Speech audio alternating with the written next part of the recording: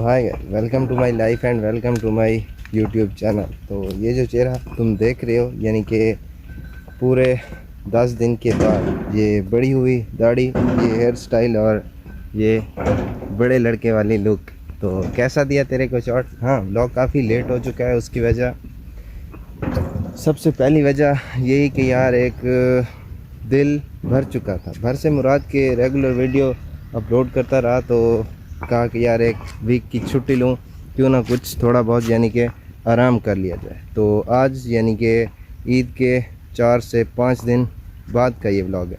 तो ईद भी गुजरी, एक दो जगह पर बाहर भी गए, लेकिन व्लॉग शूट नहीं किया।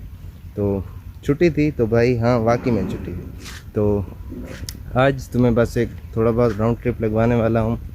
सबसे बढ़कर तो रही ये एक चाचा टिकटॉकर जो, तो आज सुबह से यानी कि मैं सोच रहा था कि यार आज व्लॉग बना लिया जाए और बना लिया जाए। तो उसके साथ साथ तुम्हें बस इधर थोड़ा सा चेक करवा देते हैं कि नए मकानों के साथ जो यानी कि मेन रास्ता लगता था रोड पर, तो उसके लिए एक सोलंग का काम था। हालांकि मुझे सूप पता नहीं था, कल परसों यानी कि ईंट इसकी आ चुकी थी और आज सुबह ही काम शुरू हुआ है। तो वहाँ से लेकर, तो वो जो तुम्हें वहाँ से टॉप नज़र आ रही है, तो इस तरफ बाकी एंड तक। तो फ़िलहाल यानी कि करीब टाइम होगा 5 का, और तुम देख सकते हो कि करीब 120 फुट तक काम कंप्लीट हो चुका है। और बाकी इस तरफ रह गई यानी कि गाँव मुबारक, उसके साथ बैठा हुआ वो कौवा जो थोड़ा सा चिल्लाए तो पाकिस्तानी अवाम कहती है कि आज आपके घर मेहमान आ रहे हैं। इस तरफ कुछ भैंसें यानी कि वो काली, जिन्हें कहते हैं कि कोका कोला पीने से ये काली हो गई थी। हालांकि ये बचपन में दूध पीती थी, तो इन्होंने सफ़ेदी क्यों नहीं अपनाई। और इस तरफ वो पाकिस्तानी रिवायती ट्रैक्टर।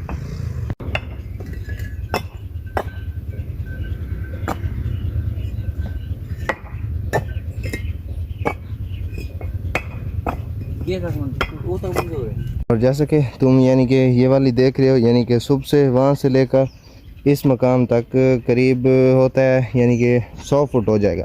तो उन्होंने हिम्मत मारी है। हिम्मत से मुराद के पहले लेवल भी किया और फिर इन ईंटों को, यानी कि ट्राली वहाँ पर फंस गई थी, तो क्यों ना तुम्हें कल वाला सीन भी चेक करवा दूँ कि किस तरह से हमने बड़ी मुश्किल और मेहनत मुशक्क़त के साथ ट्राली को आधी वहाँ पर ईंट गिराई थी, और आधी जो तुम देख रहे हो यानी कि उस जगह पर, और फिर आधी उस तरफ जाकर गिराई है।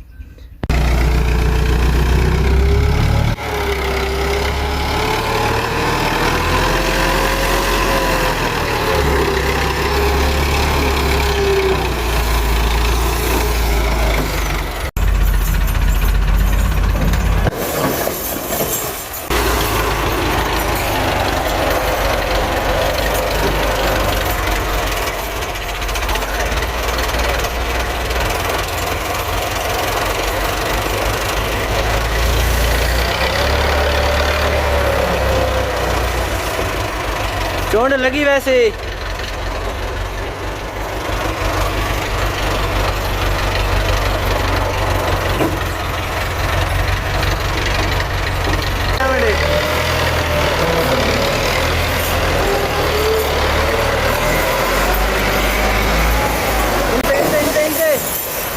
उस्ताद इतना मडिठा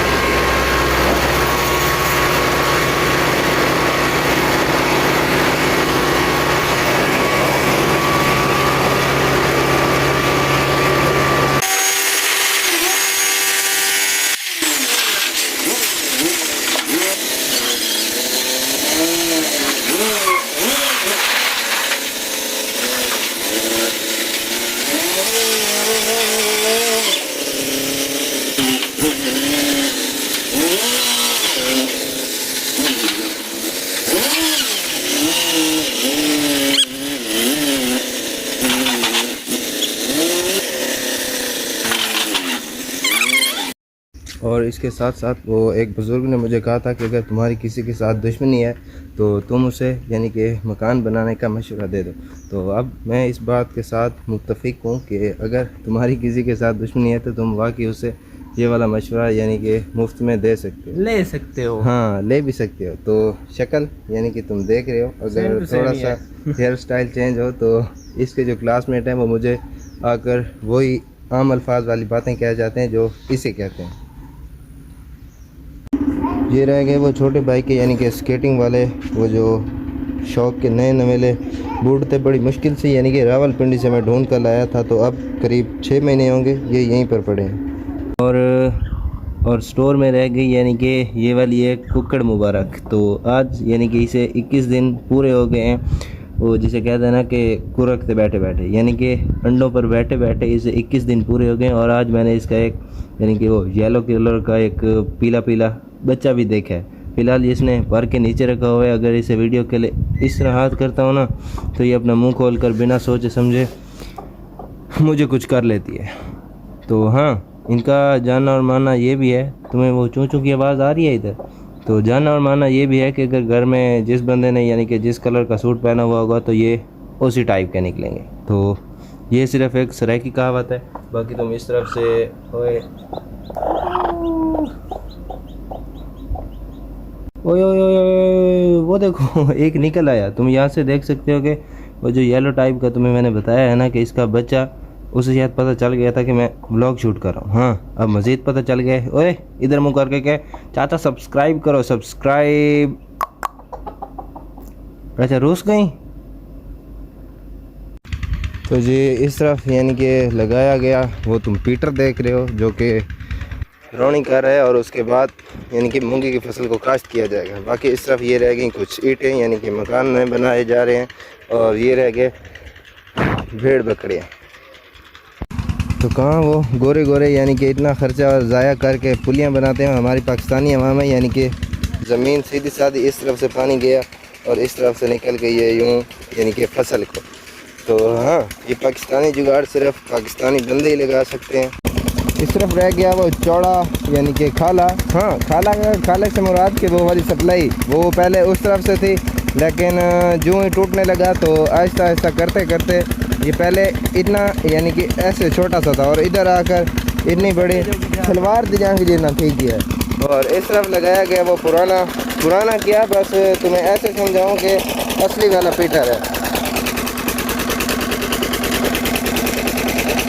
उम्मीद काफ़ी है कि तुम्हें मेरी आवाज़ ठक आ रही होगी, क्योंकि इसका ज़ोर जो है वो काफ़ी ज़्यादा है। और सरेंसर तुम देख रहे हो कि ऊपर से फटा हुआ है। बाकी रह गई ऊपर वो लगी गई टैंकी।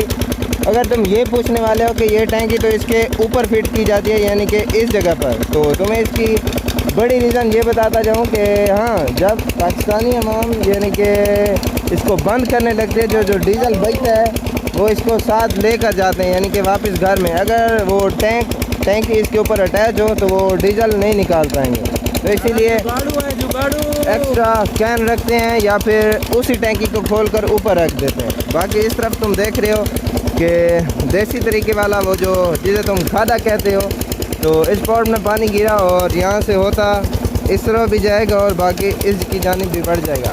बाय द वे हमारी फेवरेट मोटर है वो, उसकी बड़ी रीज़न यही है कि वो सारा साल ही चलती है, क्योंकि ये जो तुम सरसब्ज़ गन्ने की फसल देख रहे हो इस जगह से लेकर वो एंड वाली टॉप तक और उस तरफ से होकर वो सारी यानी कि इस सारी को सिर्फ यही एक मोटर सारा पानी यही मोटर सप्लाई करती है। तो पूरा करते करते यानी कि जब ये वाला क्यारा कह लूँ या फिर तुम्हें सराइकी वाली बात कह लूँ कि ये वाली जगह फिल होती है तो वो वाली सूख गई होती है, यानी कि ऐसा ऐसा करके जब बंदा उस तक जाता है यानी कि पानी वहाँ तक पहुँचता है तो ये सूख गई होती है। इसी सूरत में ये वाली मोटर बिल्कुल बंद ही नहीं होती, तो हम सारा साल मज़े और चस्से लूटते हैं। और बाकी इस तरफ तुम देख रहे हो वो शैतान वाली बड़ी कब्र, ये कब्र नहीं है, इसको हम कहते हैं कि धड़, वो भी लिम्बी हुई बड़ी मेहनत मुशक्क़त के साथ।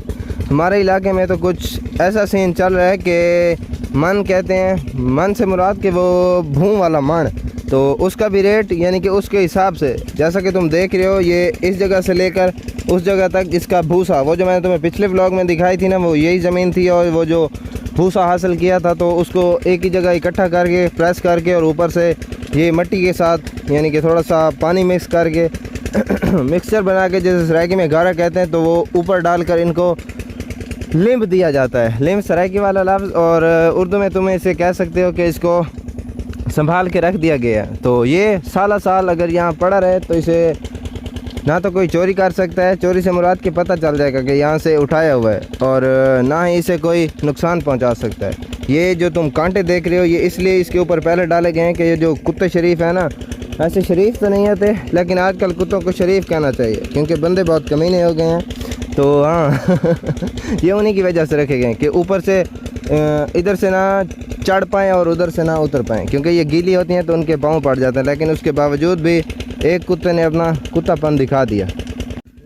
और तुम्हें मैं सबसे बढ़िया बात ये बताता जाऊँ कि वो जो मॉडर्निज़म है ना, जिसे तुम कहते हो कि तरक्की, वो जो तुम पीछे देख रहे हो ना, खजियों का एक झुंड, यानी कि 5-7 खजियाँ एक साथ, तो ऐसी इस तरफ यानी कि वो जो मोटर है ना उसके साथ 3 खोड़े, उसे खोड़े कहते हैं, तो वो 3 थे, यानी कि खजियों का झुंड जहाँ पर 10-12 खजियाँ इकट्ठे हों और डिफरेंट वैराइटीज़ में, और तुम गर्मियों में उसे फुल एंजॉय कर सकते थे। तो आहिस्ता आहिस्ता यानी कि तुम मॉडर्निज़म की तरफ बढ़ रहे हो और इन चीज़ों को ख़त्म करते जा रहे हो। तो फ़िलहाल एक रह गई वो और बाकी एक रह गई खज्जी वो, तो इन दोनों पर कोई ना तो फल आता है और ना ही कोई और बात।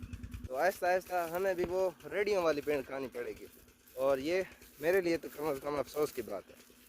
भाई आप जा तो भाई की तरफ रहे हो और कह रहे हो कि हम तरक्की कर रहे हैं। वाह भाई वाह, वाह भाई वाह।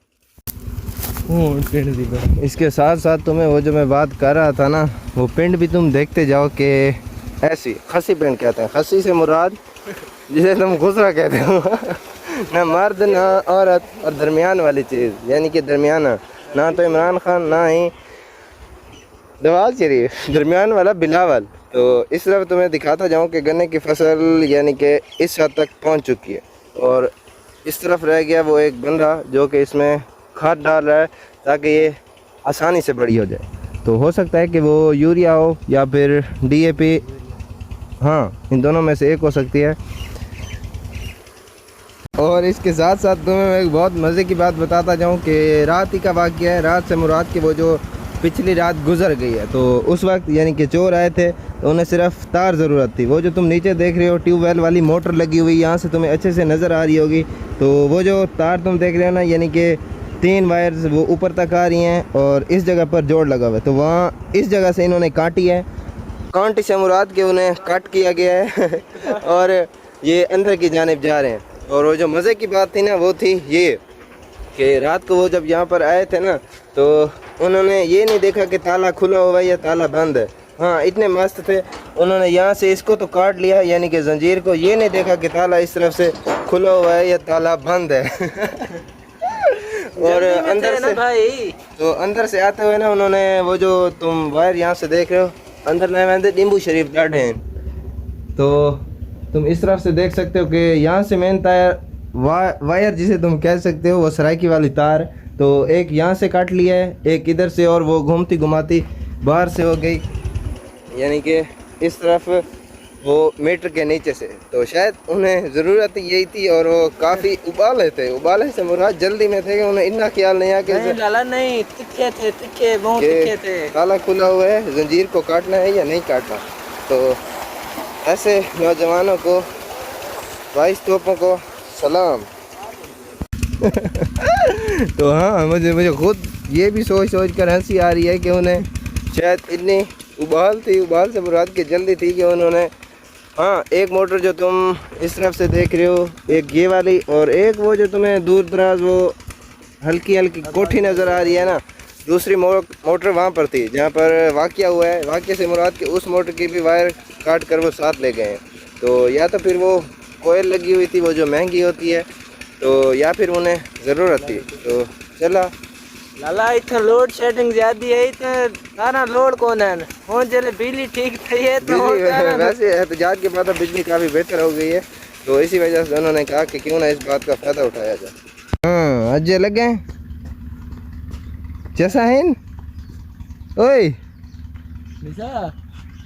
जैसा है और हाँ, मेरी पैदाइश से यानी कि पूरे 2000 में मैं पैदा हुआ था, और जब मैं पैदा हुआ था तो ये यानी कि खुद के होश संभाले थे, यानी कि समझ सूझ आने लग गई थी। तो उस वक्त देखा था ये जो पेड़ था ना, ये ऐसा था, ये वाला पेड़ भी इसी तरह से बड़ा था और ये वाला भी इसी जैसा बड़ा था। तो ये काफ़ी पुराने हैं। ये 3 पीपल मशहूर हैं। अगर तुम हमारे यानी कि गांव से, बस्ती से बाहर खड़े होकर भी देखोगे तो तुम्हें वहाँ से भी ये नज़र आएंगे। तो दरबार जहानिया के नाम से ये मशहूर है। यानी कि मेरे दादा नाना, हाँ दादा हो गए, दादा नाना वो इकट्ठे अल्फाज मिल गए, यानी कि दादा का जो अबू था ना उसके अबू। तो ये दरबार उन्हीं के नाम से मशहूर है और जाना जाता है। तो और इसी दरबार के साथ अटैच्ड एक बहुत काफ़ी मज़े की स्टोरी है, लेकिन उसके लिए कम से कम 15 से 20 मिनट लग जाएंगे। तो जाहिर सी बात है, तो उस पर मैं अलहदा से ब्लॉग बनाऊंगा और तुम्हें वो भी सुनना पड़ेगा।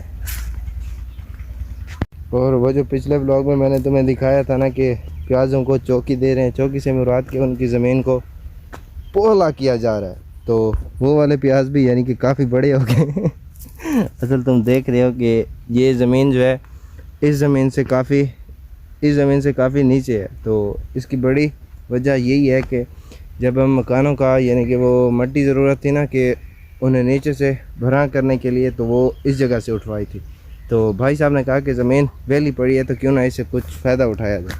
तो यहाँ पर प्याज की फसल को काश्त कर लिया गया। हालांकि नीचे रेत थी और वो अच्छी तरह से बड़े भी नहीं हो पाए। तो तुम देख रहे हो कि दोबारा उसको खाद देने से यूरिया, उसके बाद सिर्फ ये जो सरसब्ज तुम देख रहे हो ना तल्लोड़, सिर्फ यही ऊपर आया है। बाकी प्याज की ना तो साख्त में कोई फ़र्क आया है और ना इसकी शक्ल में। और हाँ, इसके साथ साथ तुम्हें मैं ये बताता जाऊँ कि वो जो मूंगी की काश्त कह सकते हो, और तुम मूंगी की फसल की रेड स्टडी वाला सीन कह सकते हो।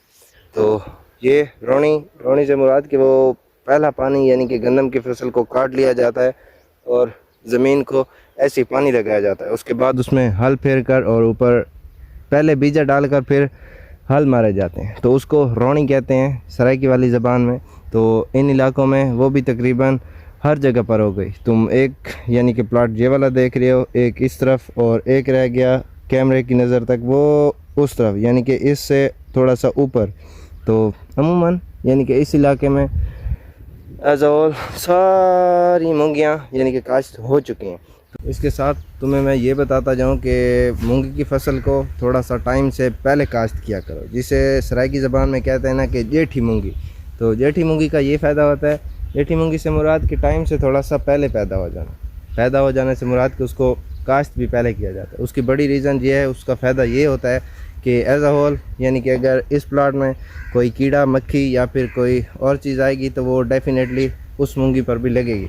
तो अगर इसका यानी कि ड्यूरेशन आम से थोड़ा सा पहले होगा तो ये बाकी सारी बीमारियों से बच जाएगी, क्योंकि आसपास के तुम देख सकते हो कि प्लाट में ना तो मूंगी होगी और ना ही उसका कीड़ा इस तरफ पोलिनेशन करके, वो जो तुमने 8वीं में पढ़ा था, हवा के ज़रिए या फिर वो इंसेक्ट्स के ज़रिए पोलिनेट होकर इधर आते हैं। तो इन तमाम बीमारियों से बच जाती है। और उससे बढ़िया बात, पहले में मूंगी का रेट भी काफ़ी अच्छा होता है। जो ही सीज़न आता है तो रेट भी बराबर आ जाता है और किसान की भी बच जाती है।